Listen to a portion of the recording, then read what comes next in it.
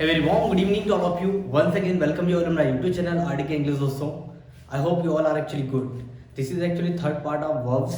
इससे पहले verb and it's introduction I hope कि आपने वो देख लिया हो किस तरीके से हम लोग मैंने वर्ब को कैटेगराइज किया था दो पार्ट में, मेन वर्ब और दूसरी आपकी प्राइमरी वर्ब. उसमें भी दो वेरिएशन हमको मिला था, मॉडल ऑक्सिलरी वर्ब एंड आपकी बी फार्मा जो वर्ब थी प्राइमरी ऑक्सिलरी वर्ब, राइट. एक वर्ब को थोड़ा फर्दर क्लासिफाइड करना चाहूँगा मैं.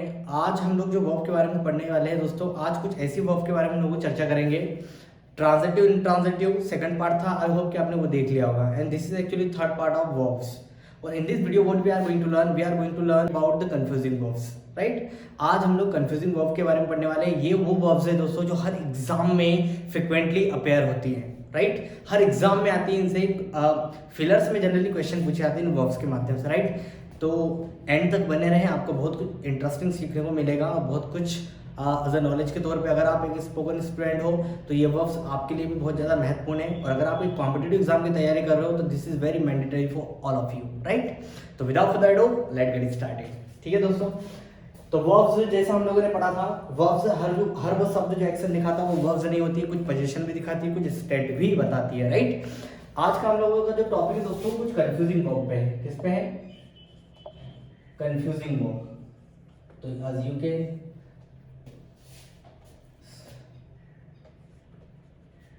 so I was talking about that as you have seen the heading, right, confusing verb. तो वन बाय वन हम लोग उस तमाम प्रकार की वर्ब जो जिनसे एग्जाम में जनरली एरर फ्रेम होती है, हम उन सारी वर्ब पे हम लोग चर्चा करना चाहेंगे, राइट दोस्तों. तो शुरू करते हैं हम लोग. मैं जोड़े में ही लिखना चाहूँगा उन वर्ब्स को जो हमेशा कंफ्यूज करती है, राइट. और कुछ तो यहाँ पे देखिए, सबसे पहले मैं जोड़ा उठाता हूँ उन वर्ब्स को जो जनरली और हर बार एग्जाम में फ्रिक्वेंटली अपेयर होता है, उनसे बहुत ज़्यादा एरर पूछी जाती है, राइट. तो उसी वर्ब के कंफ्यूजिंग वर्ब के लिस्ट में सबसे पहली वर्ब आती है दोस्तों, कॉमन वर्ड है आपका लाइव. सेकंड फॉर्म हो जाएगा, एक और हो जाएगा आपका लाइव, और एक और होती है जो इसी में होती है दैट इज एक्चुअली लाइव. तो ये तीन वर्ब हैं जो कंफ्यूजिंग वर्ब की कैटेगरी में आती है. पहली कंफ्यूजिंग वर्ब की कैटेगरी में आप you can see on the board that live, live और ले. ठीक है ना. तो लाई का सेकंड फॉर्म हो जाता है दोस्तों लाइट, और थर्ड फॉर्म हो जाएगा लाइट. ठीक है ना. ये लाई का सेकंड फॉर्म क्या हो जाएगा? लाइट. इसका सेकंड फॉर्म हो जाएगा दोस्तों ले, और थर्ड फॉर्म हो जाएगा लेन. ये ले का सेकंड फॉर्म हो जाएगा लेट, और थर्ड फॉर्म हो जाएगा लेट. इनको कंफ्यूजिंग क्यों बोलते हैं? Let me elaborate you, right? इनको कंफ्यूजिंग वर्ब्स हम लोग क्यों बोलते हैं? कारण ये है दोस्तों इनको कंफ्यूजिंग वर्ब बोलने का कि इसमें जो वर्ब का जो किसी वर्ब का जो सेकंड फॉर्म होता है वो किसी वर्ब का फर्स्ट फॉर्म होता है, और जो किसी वर्ब का फर्स्ट फॉर्म होता है वो किसी वर्ब का सेकंड फॉर्म होता है. इसलिए इनको कंफ्यूजिंग वर्ब बोला जाता है, राइट.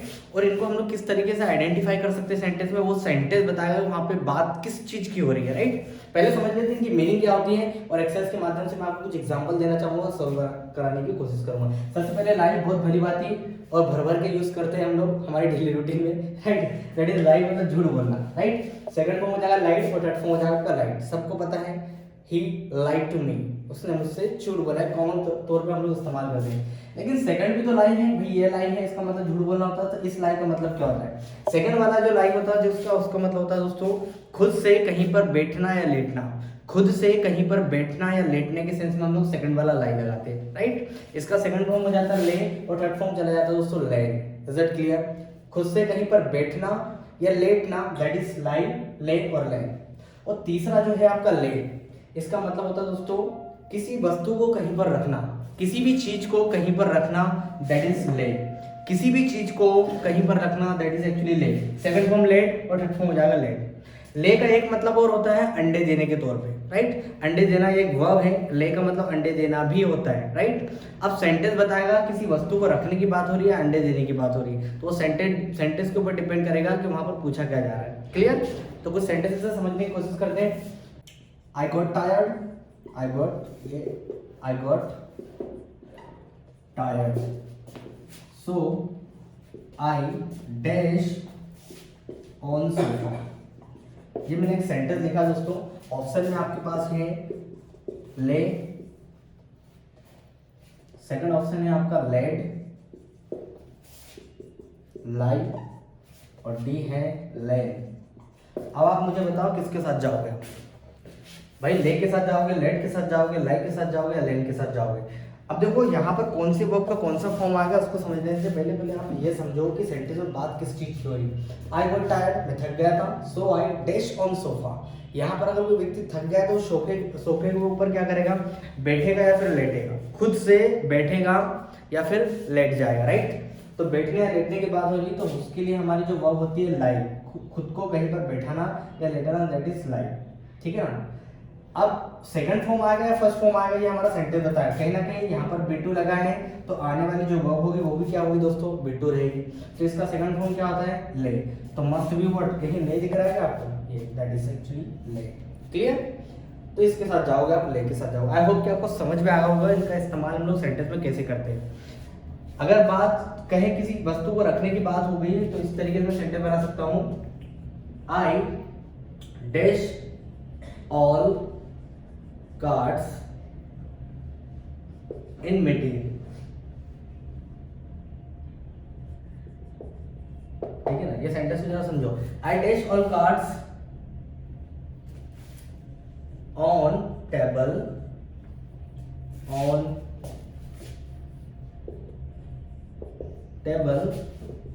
इन मीटिंग, ठीक है ना। अब बताएं आप, ऑप्शन वही आपके पास है, ले, लाई, ले और ले। अब किसके साथ जाओगे आप, यहाँ पर कार्ड्स को रखने की बात हो रही दोस्तों, टेबल पर रखने की बात हो। कोई बंदा बोल रहा है कि उसने कार्ड्स को क्या कर दिया, टेबल पर रख दिया मीटिंग में, कहीं ना कहीं पास्ट की बात हो रही और रखने की बात हो रही। तो रखने के लिए हमारे वर्ब क्या, ले, लेट और लेट। सेकंड फॉर्म क्या जाए दोस्तों, लेट। तो I let all cards on table in meeting. अब मैंने रख दिया, प्रेजेंट की बात नहीं कर रहा हूँ, वो पास्ट की बात कर रहा है। हाँ, अगर यहाँ पे समझ नहीं आ रहा भाई प्रेजेंट क्या है पास्ट में, कहीं ना कहीं आपको कोई एडवर्ब दिया रहेगा, यस्टरडे वगैरह, है ना। इस तरीके से टुडे रहेगा तो प्रेजेंट की बात है, यस्टरडे रहेगा तो पास्ट की बात है। आई होप कि आपको समझ में आया हो किस तरीके से हम लोग इनका सेंटेंसेस में इस्तेमाल कर सकते हैं। अगर आपको कोई भी कंफ्यूजन है, you can drop your comments in the comment box, right दोस्तों। चलो आगे बढ़ना चाहूंगा मैं। चलिए, इन्हीं कंफ्यूजिंग वर्ब्स की लिस्ट में अगली वर्ब्स आती है दोस्तों,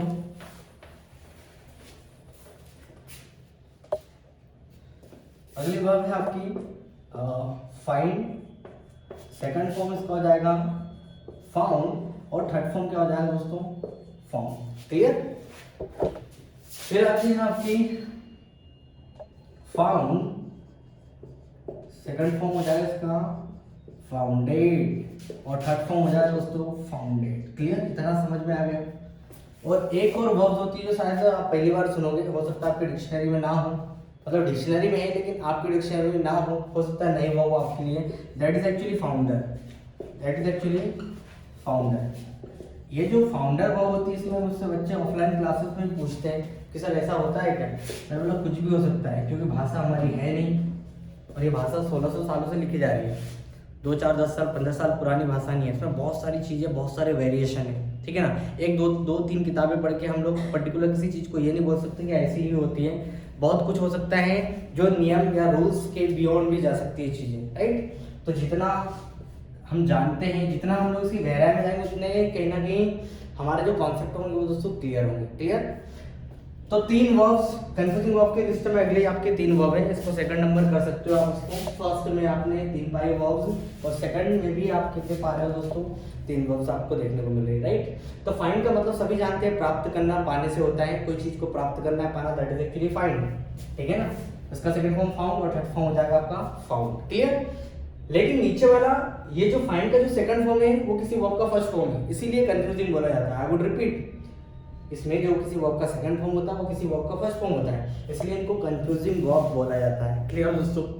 ओके फाइन। तो फाइंड, पाना, प्राप्त करना, फाउंड एंड फाउंड। अब ये फाउंड का मतलब होता है स्थापना करना, सभी जानते हैं इस फाउंड का मतलब क्या होता है, स्थापना करना। और इसका सेकंड फॉर्म हो जाएगा फाउंडेड एंड थर्ड फॉर्म हो जाएगा फाउंडेड, क्लियर। अब थर्ड जो है आपकी वर्ब जिसका मतलब क्या होता है बताता हूँ मैं आपको, लेकिन उससे पहले what you will pronounce it, founder. क्या प्रोनाउंस करोगे, फाउंडर। और इसका सेकंड फॉर्म क्या लिखोगे आप, फाउंडर्ड। और थर्ड फॉर्म क्या आ जाएगा दोस्तों, फाउंडर, सॉरी फॉर दैट। तो फाउंडर, फाउंडर्ड एंड फाउंडर, ये भी आपकी वर्ब होती है। लेकिन एक शब्द और हम लोगों ने सुना है फाउंडर, इसका यहाँ पे लिख देता हूँ मैं, ये फाउंडर भी आपने सुना होगा। Who is the founder of this institute, ऐसा हम लोग बोलचाल की भाषा में बोलते हैं कि इस संस्था का संस्थापक कौन है, who is the founder of this institute. अब यहाँ पर जो फाउंडर दोस्तों ये नाउन है, ठीक है ना, ये किससे बना है, फाउंड से बना है, फाउंडर। तो जो वो नाउन है वो किसी वर्ब का फर्स्ट फॉर्म है, हाँ जी, वो जो नाउन है वो किसी वर्ब का फर्स्ट फॉर्म है। अब यहाँ पर फाउंडर का मतलब हो जाएगा दोस्तों असफल होना। क्या होता है दोस्तों, असफल होना, failed, that is actually founder. और कहीं कहीं दिख जाएगा तो सेंटेंस में। अब देखो समझ आएगा इसका मतलब असफल होना, फाउंडर, एंड हेड फॉर्म हो जाएगा फाउंडर। अब एग्जाम में हम लोग कैसे इसको डिस्टिंग्विश कर सकते हैं कि भाई कि इसमें कौन सा फॉर्म आएगा। जी सेंटेंस वहां पे बताएगा, वहां पे बात किसकी हो रही है, असफल होने की बात हो रही है, स्थापना करने की बात हो रही है, या प्राप्त करने की बात हो रही है। क्लियर। अगर मैं लिखता हूं ही dash in the exam last year, अब मेरे एग्जाम में कुछ ना कुछ असफल होने की बात हो रही है, तो स्वाभाविक सी बात है लास्ट ईयर की बात हो रही है, तो आप फाउंडर के साथ जाओ, he founder in the exam last year. तो यहाँ पर मुझे नहीं लगता है कि कोई कंफ्यूजन हो आपको, राइट। चलिए मैं अगली कैटेगरी की और बढ़ता हूँ, लेकिन अगर if you wish to have the screenshot then you can, okay okay fine. चलिए दोस्तों आगे चलते हैं हम लोग, और आगे कितनी आपकी वर्ब्स हो गई टोटल, आपकी 6 verbs that I have completed, right. अगली कैटेगरी, अगली कंफ्यूजिंग वर्ब में हमको मिलती है दोस्तों, थर्ड नंबर आप डाल लो, इसमें आपकी वर्ब मिलती है फॉल, सेकंड फॉर्म हो जाएगा फेल, और थर्ड फॉर्म हो जाएगा फेलन, ठीक है ना। फिर आपकी वर्ब होती है फेल, सेकंड फॉर्म इसका हो जाता है दोस्तों फेल्ड, और थर्ड फॉर्म हो जाएगा इसका फेल्ड। अब ये जो सेकंड फॉर्म है फॉल का, वो किसी वर्ब का फर्स्ट फॉर्म है, फेल का जो सेकंड फॉर्म है वो किसी वर्ब का क्या है दोस्तों, फर्स्ट फॉर्म है। अब ये फॉल का मतलब होता है गिरना, खुद से गिरना, दैट इज एक्चुअली फॉल, खुद से गिरना फॉल, ठीक है ना। तो फॉल मतलब खुद से गिरना, लेकिन किसी चीज को जानबूझकर गिराना, दैट इज एक्चुअली फेल। किसी चीज को गिराना, किसी इंसान को गिराना, किसी वस्तु को गिराना, that is actually fail. Clear. तो फॉल का सेकंड फॉर्म हो जाएगा फेल, और थर्ड फॉर्म हो जाएगा fallen. Clear.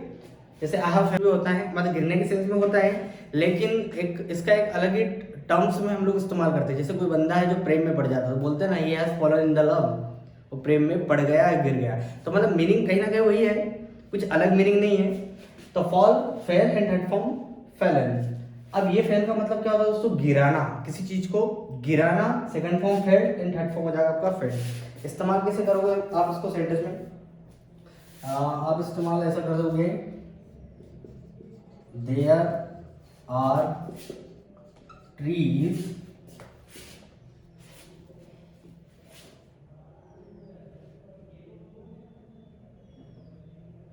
around the garden, around the garden, ये आपका सेंटेंस है। ऑप्शन में है फॉलन, बी है आपका फेल, सी आप थर्ड हो जाएगा आपका फेल्ड, और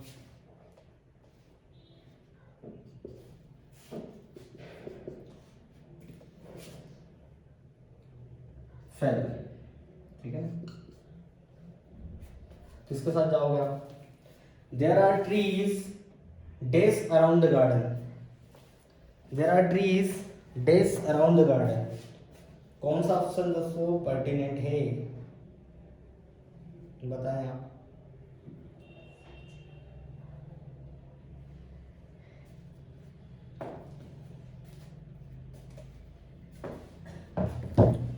देयर आर ट्रीज फॉलन, गिरे हुए हैं, देयर आर ट्रीज फेल्ड, मतलब देखो फॉल फेलन मतलब खुद से मतलब खुद से गिरना होता है, गिराना नहीं होता है। फॉलन मतलब गिराना होता है। अब वो गिरे हुए हैं, ठीक है ना, किसी ने उनको गिराया होगा, मन से तो गिरे नहीं होंगे, उन वृक्षों को किसी ने गिराया होगा, तो फॉलन तो आने की संभावना है नहीं, खुद से गिरना होता है।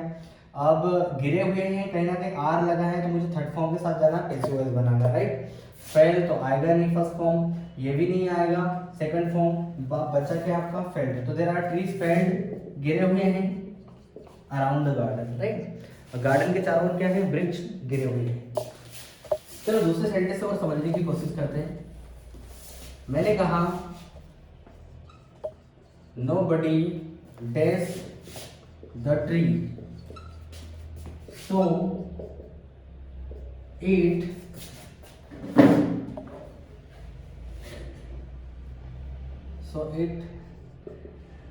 fell on the house। Option वही है, पहला वाला आपका ऑप्शन ए वाला फेल, बी वाला है आपका फेल, सी वाला है आपका फैलन, ठीक है ना। और चलिए इतने समझने की कोशिश करो। तो nobody dashed the tree so it fell on the house, खुद से गिर गया। किसी ने वृक्ष को नहीं गिराया, वो खुद से किस पे गिर गया, घर के ऊपर गिर गया। अब किसी ने नहीं गिराया, किसी ने नहीं गिराया, तो सेकंड फॉर्म क्या है, फेल का, किसी चीज को गिराना। अब किसी चीज को नहीं गिराया गया, दैट इज एक्चुअली फेल्ड। तो किसी ने नहीं गिराया, nobody felled the tree, किसी ने नहीं गिराया, so it fell on the house, वो खुद से कहाँ गिर गया दोस्तों, घर के ऊपर गिर गया। तो मैंने यहाँ पर सेकंड फॉर्म यूज की, कौन सी, खुद से गिरना, और यहाँ पर किसी ने नहीं गिराया, that is actually grammatically correct. समझ गया आपको, ये चीज समझ में आ गई। चलिए मैं आगे बढ़ना चाहूँगा।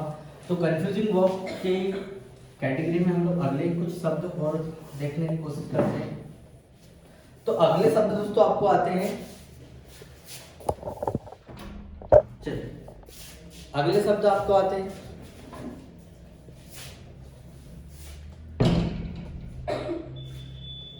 अगला है शब्द दोस्तों आपका हैंग, और इधर में मैं लिख देता हूँ हैंग। देखो दोनों फॉर्म सेम है, इसके दोनों फॉर्म क्या है दोस्तों, सेम है, लेकिन सेकंड और थर्ड फॉर्म बताया एक्चुअली ये वर्ब है क्या है, कौन सी वर्ब है। इसका सेकंड फॉर्म हो जाता है दोस्तों हम, और थर्ड फॉर्म हो जाता है हम। समझ गए। अब इसका जो सेकंड फॉर्म हो जाएगा वो हो जाएगा हैंग्ड, और थर्ड फॉर्म हो जाएगा दोस्तों हैंड। क्लियर, इतनी बात समझ में आ गई। क्या किया मैंने, दोनों फॉर्म इस वर्ब के सेम है, लेकिन सेकंड और थर्ड फॉर्म बिल्कुल क्या है दोस्तों, डिफरेंस है, राइट, एकदम डिफरेंट है, एकदम टोटली डिफरेंट है। तो इस हैंग का मतलब तो दोस्तों किसी चीज को कहीं पर लटकाने से होता है। किसी भी चीज को कहीं पर लटकाने के लिए हम लोग कौन सी वर्ब इस्तेमाल करते हैं, हैंग का इस्तेमाल करते हैं। क्लियर, किसी भी चीज को कहीं पर लटकाना, दैट इज हैंग। लेकिन फांसी देने के लिए हम लोग हैंग शब्द का इस्तेमाल करते हैं। यदि कोई व्यक्ति खुद को फांसी दे रहा है या कोई उसको फांसी दे रहा है, तो उस कंडीशन में हैंग लिखा जाएगा, हैंग नहीं लिखा जाएगा। तो hang, hang and third form हो जाएगा उसका हैंग। लेकिन ये जो किसी भी चीज को कहीं पर लटका दे, शर्ट निकाला और पे खुटी पर टांग दिया आपने, कोई भी वस्तु को आपने कहीं पर टांग दिया, जैसे हैंग। जैसे पिक्चर आपने बनाई और आपने सोचा भाई दीवार पे मैं क्या कर दूं, उसको लटका दूं, तो वो लटकाना मतलब hang. Second form hung and third form हो जाएगा। क्लियर, चलिए कुछ एक्सरसाइज से समझने की कोशिश करते हैं। इसमें किस तरीके से एक्सरसाइज से हम लोग उनको सॉल्व कर सकते हैं, राइट। मैंने कहा यहाँ पर एक एक्सरसाइज लिखना चाहिए, he was dash yesterday. Option में आपका वही है हैंग, बी वाला हो जाएगा हंग, और सी वाला हो जाएगा हैंग। किसके साथ जाओगे,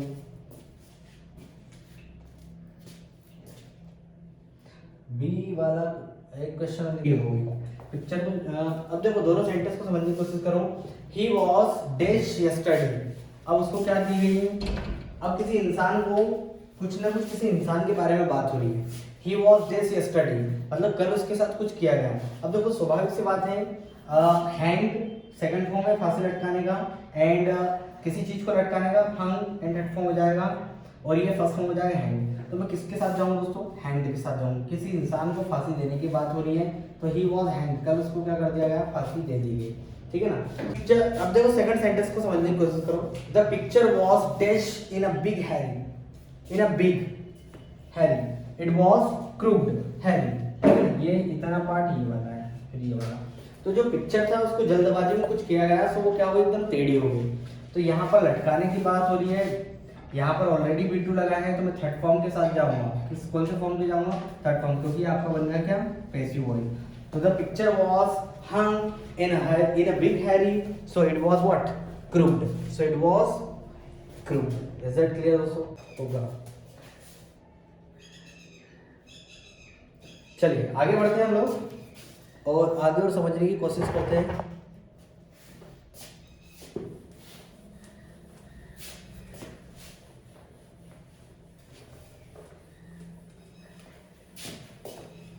चलिए कंफ्यूजिंग वर्ब की लिस्ट में अगली वर्ब्स आ रही दोस्तों। एक होती है राइज, सेकंड फॉर्म इसका हो जाता है रोज एंड थर्ड फॉर्म हो जाएगा रीजन। क्या हो जाता है? रीजन। राइज, रोज, रीजन, ठीक है ना। और अगला है इसका रेज, थर्ड फॉर्म हो जाएगा इसका, सॉरी सेकंड फॉर्म हो जाएगा रेज और थर्ड फॉर्म हो जाएगा रेस्ट। समझ आ गया? तो राइज का मतलब जनरली होता है दोस्तों उदित होना, एंड ट्रांजिटिव वर्ब है, इसके साथ में ऑब्जेक्ट नहीं आता राइज के साथ। जैसे the sun rises in the east, उदित होना, उदित हुआ, थर्ड फॉर्म हो जाएगा उदित हो चुका। राइज, रोज, रीजन। लेकिन ये रेज का मतलब होता है उठाना, ये उदित होना होता है और बढ़ना भी होता है। क्या होता है? बढ़ना भी होता है और उदित होना भी होता है। बढ़ने के सेंस में कैसे? The petroleum prices are rising, है ना। पेट्रोलियम के जो प्राइसेस हैं वो क्या हो रहा है दोस्तों? बढ़ रहे हैं, ठीक है। और एक और होता है इसमें शब्द RAZE, रेज, और इधर जाएगा RAZED, रेज्ड, और थर्ड फॉर्म हो जाएगा इसका RAZED, रेज्ड। ये दोनों से अलग भाई समझ में आएगा? राइज उठना, सॉरी राइज मतलब उदित होना, राइज मतलब उदित होना, रेज मतलब उठाना, एंड रेज होता तबाह करना। ये आपकी वर्ब है तीनों, ठीक है ना। रेज का मतलब होता है तबाह करना, कोई चीज को अगर आप तबाह करते हो तो उसके लिए हम लोग क्या लगाते हैं? रेज। इसका सेकंड फॉर्म हो जाएगा रेज्ड एंड थर्ड फॉर्म क्या जाएगा दोस्तों? रेज्ड। आपको समझ में आ गया होगा आई होप, ठीक है। चलिए आगे बढ़ना चाहूंगा मैं।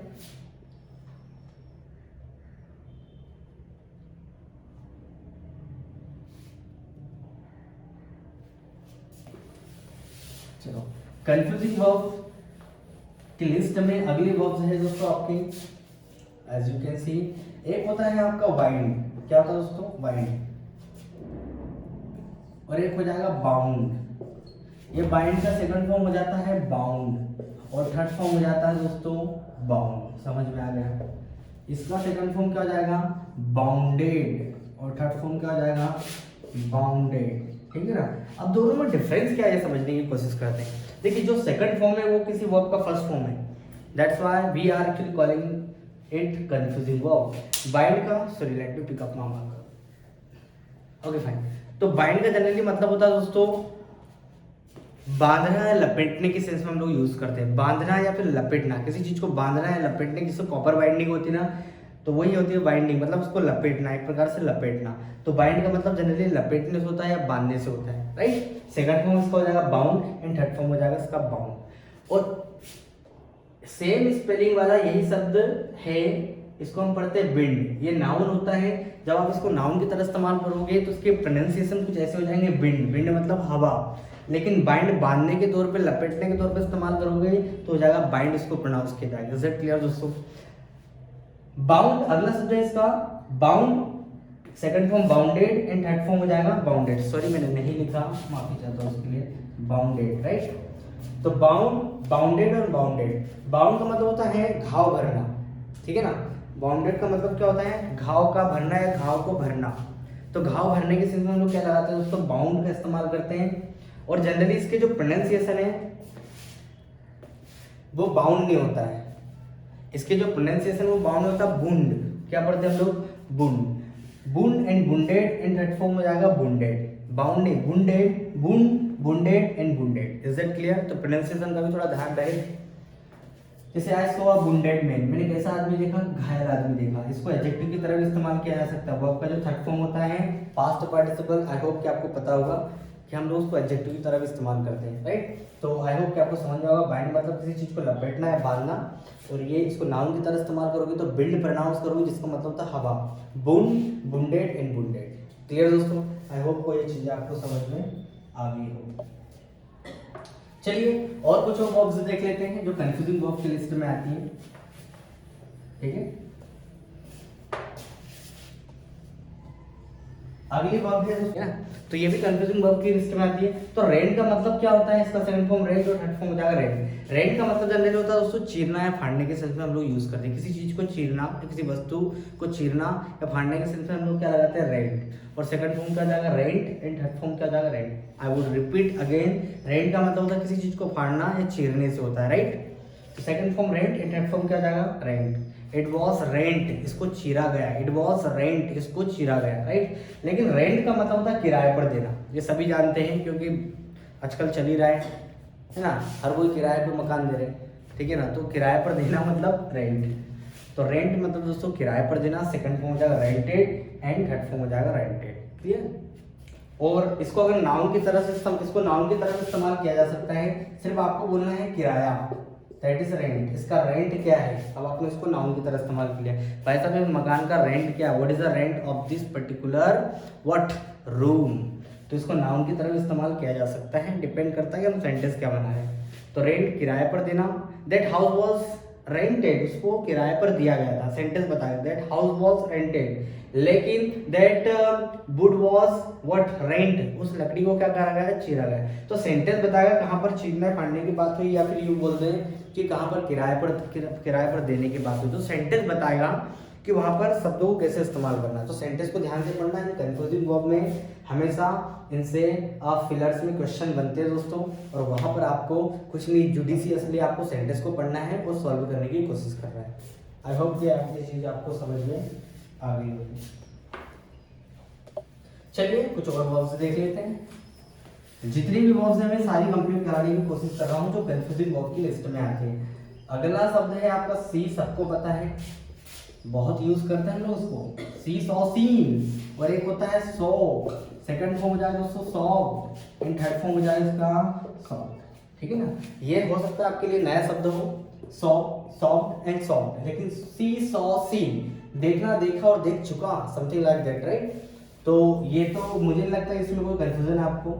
लेकिन ये वाला जो सो होता है इसका मतलब होता है आरी से काटना। क्या होता है दोस्तों, आरी से किसी चीज को काटना, that is called what, so and third form. क्योंकि ये जो सेकंड फॉर्म है ये किसी वर्ब का फर्स्ट फॉर्म है, right. So soft and third form क्या आ जाएगा, सॉफ्ट, ठीक है ना। That would was actually soft, that would was actually soft, उस लकड़ी को काटा गया। अब सॉफ्ट लिखा है, कहीं ना कहीं आरी से काटने की बात हो रही है। तो इनको भी आप आसानी से समझ लोगे कि वहां पर सेंटेंस क्या बोल रहा है। किसी चीज को आरी से काटने की बात हुई तो डेफिनेटली आप सो का सेकंड फॉर्म सॉफ्ट है, थर्ड फॉर्म सॉफ्ट के बाद जाओगे। परफेक्ट में हुआ तो सॉफ्ट के बाद जाओगे, प्रेजेंट में हुआ तो सो, एंड पास्ट में हुआ तो सॉफ्ट के साथ जाओगे, राइट। लेकिन बात करें देखने की, देखा, and third form that is seen.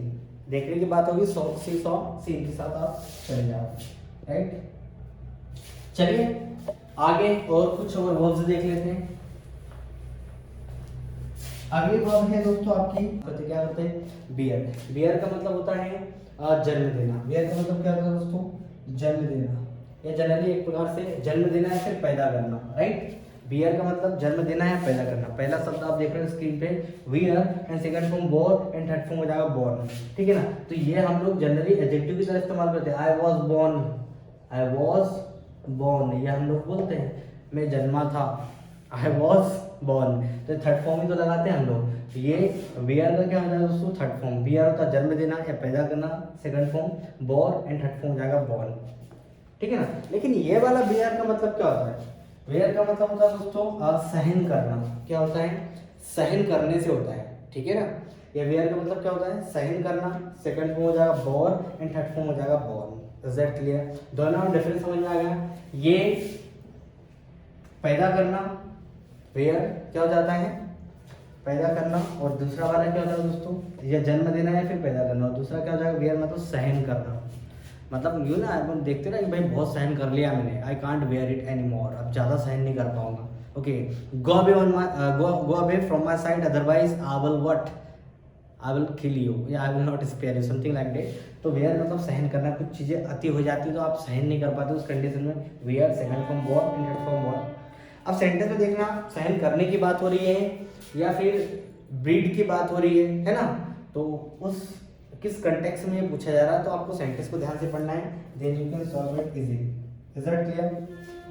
तो these were some actually confusing verb, जिसमें लगभग वो तमाम प्रकार की वर्ब हैं जो मैंने क्लियर कराने की कोशिश की। और भी बहुत सारी वर्ब्स हो सकती हैं, लेकिन जितनी एग्जाम में पूछी जा रही थी मैं उतनी वर्ब मैंने आपको एक्चुअली कंप्लीट कराने की कोशिश की। राइट दोस्तों? तो आई होप कि आपको इन्फॉर्मेशन फ्रूटफुल लगी होगी। अगर इन्फॉर्मेशन आपको फ्रूटफुल लगी तो चैनल को लाइक करें, सब्सक्राइब करें and don't forget to click on the bell icon, ताकि रोज आने वाले वीडियो नोटिफिकेशन आपको बिल्कुल समय पे मिल जाए। Thanks a lot everybody.